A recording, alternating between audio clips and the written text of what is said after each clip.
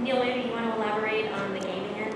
Yeah, I won't be a hog if I take a few minutes because I've actually got a lot of different things to report on. I've got some different stories here. First off, just by a show of hands, how many of you have heard about Blitz Game Studios? They've been in the press for some time now, just by a show of hands. Okay. Well, Blitz Game Studios is one of the largest independent game developers. Andrew Oliver is their Chief Technology Officer, and we've actually been co-presenting with them 3D Entertainment Summit. We're actually going to FMX and possibly Dimension 3, we'll see. But they are actually developing, it's just about finished, the first console game that natively supports stereoscopic 3D. More than that, this console game, at least on paper for now, is compatible with both Xbox and PlayStation 3.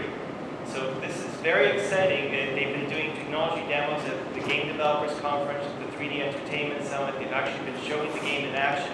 And one of the reasons why this is a very important story is consoles have been criticized as not being powerful enough to play games adequately in 3D. Because in practice, the 3D game, of course, requires a true stereoscopic or S3D. A game requires a left and right view, and on paper you'd think it would take double the processing power. Well, they've managed through their game engine, BlitzTech, to demonstrate a full resolution game running at 60 frames per second, which is something else, especially when game developers, even with traditional 2D games, render 2D games at just 30 frames per second. So it's quite the innovation, and I'm told that they're planning on releasing it soon. It could just be a matter of months. Something that the challenge, though, is less to do with programming, which was the number one thing that was on everyone's list. The big challenge is more to do with marketing. How when NABSHOW is the publisher, and the challenge is if they put out this 3D game, well, they need two versions: a version for a traditional 2D gamer and a version for a stereoscopic 3D gamer. And the reason that issue comes up is because they are concerned about product returns. The 2D gamer plugs the game in expecting it to be in 3D. They don't have a 3D television or a 3D monitor. They return the game. So that costs the publisher money. So what's being discussed now is coming up with ways to get the game out there in a profitable manner, to perhaps get a premium for the stereoscopic 3D content, because it did require some extra effort on the game developer and the publisher's part. So there are some unknowns here, but I think it's a very important story this year. Another story we're talking about is a game developer called Crytek. Just by a show of hands, how many of you have heard of a game called Crysis? Okay. Well, Crysis, about 1.5 to 2 years ago, among gamers, was extremely popular because it was one of the first DirectX 10 showpieces for Microsoft. When Windows Vista came out, Crysis was critical because it was a game that demonstrated the benefits of DirectX 10. Now, Crytek created that game, but more than that, they created a product called CryEngine. They have CryEngine 2, and just recently at Game Developers Conference, they announced CryEngine 3, which in addition to supporting PC, they support consoles as well. The news out of Crytek, which was revealed at Game Developers Conference, is they are natively supporting stereoscopic 3D technologies. In this case, they were showing their CryEngine running on an IC3D monitor at Game Developers Conference. This is unbelievable that game developers are showing these 3D technologies. World of Warcraft, Blizzard, NVIDIA has had great success with their relationships with game developers as well. World of Warcraft, millions of gamers patched their software to have a direct bridge with NVIDIA's GeForce 3D Vision solution. So we're really starting to see these game developers come on board with the technology. And I think it's something that our industry should be paying very close attention to, because Jeffrey Katzen works at it. 3D in the home will be led by gamers. We could actually come back to this because there's other technologies related to gaming, not necessarily related to the game developers. Maybe if you want to touch on that. One point I want to bring up on the note notion of the whole killer app thing is it's probably an invisible series of apps, but I think the thing that needs to be done is to make sure that when 3D hits the home, that we do everything we can to not confuse the consumer. They can plug pretty much any 3D device into any other 3D device, and it works.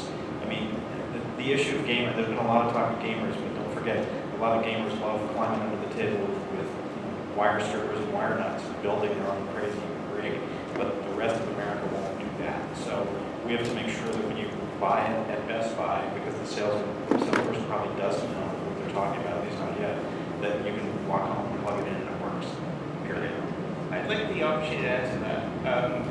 And I know you were making a side swipe there, it's okay. But I can handle it, don't worry. First off, in the case of console gaming, that's one of the advantages of console gaming is by very definition, it has to be an out-of-the-box solution. And what Blitz has done is, and this is the game developer I told you about earlier, is it, to a BIOS update, it will detect the type of television that's attached to the unit, adjust, and you play your game in 3D. And we'll see what the final product looks like. I mean, they need to go through further measures to make it work well. But the point is, it is very much designed to be an out-of-the-box solution. And in the case of for PC gaming, I have to give credit where credit's due. I'm happy to.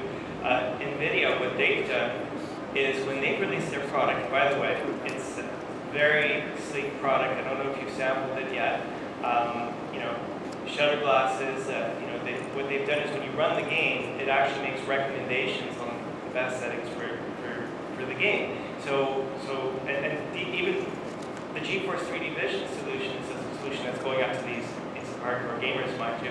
But on the console market, we have that out-of-the-box opportunity as well. No, I agree. There's always going to be the early adopters, which is great. But for example, the NVIDIA solution, we looked at it, we thought this is great. A $600 workstation for all of our artists. This is amazing. We've worked with NVIDIA for years. They know we're a Linux-based facilities. Of course, anything that's a Windows-based product we can't use.